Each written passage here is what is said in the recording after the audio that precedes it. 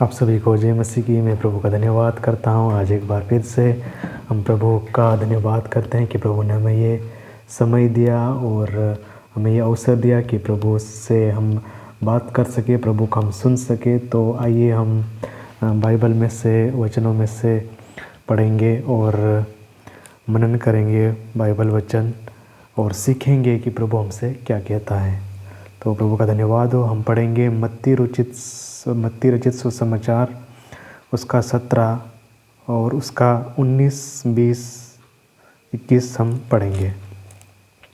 तब चेलों ने एकांत में यीशु के पास आकर कहा, हम उसे क्यों नहीं निकाल सके। हालेलुया। प्रभु इस वचन को पढ़ जाने पर हम सभी को आशीषित करे। और तो जैसे कि यहाँ पर चेले जब यीशु मसीह के पास आकर कहते हैं कि जब एक मनुष्य जिसका पुत्र होता है वो मिर्गी का रोग होता है और वो जब उन चेलों के पास वो मनुष्य उस बच्चे को लेकर आता है तो वो चेले उसे नहीं निकाल पाते हैं। तब फिर चेले यीशु के पास एकांत में जाकर कहते हैं कि हम उसे क्यों ना निकाल सके।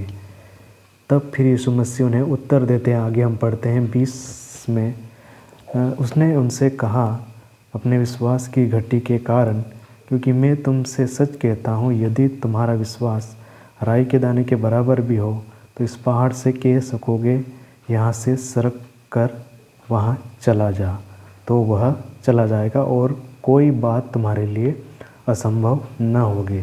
तो यहाँ पर हम देखते हैं तो यीशु मसीह उन्हें कहते हैं कि अगर तुम्हारा विश्वास अगर राई के दाने के बराबर भी हो तो तुम पहाड़ को भी कह सकोगे कि उखड़ और यहाँ से चला जा, तो वो भी तुम्हारी बात मान लेगा। इस प्रकार से यीशु मसीह उन्हें कहते हैं। तो चेले जो है वो उनके अविश्वास के कारण उन्हें उस मिर्गी के रोगी को चंगा नहीं कर पाते हैं। तब फिर यीशु मसीह कहते हैं कि तुम जो है अपने विश्वास की घटी के कारण तुम जो है उसे नहीं निकाल पाए।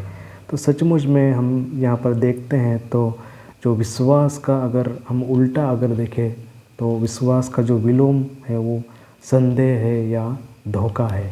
मतलब शत्रु जो है धोखा देता है और संदेह करवाता है कि तुम जो है वो ये नहीं कर सकते। तो विश्वास का जो उल्टा अगर देखें तो वो है विलोम, मतलब धोखा।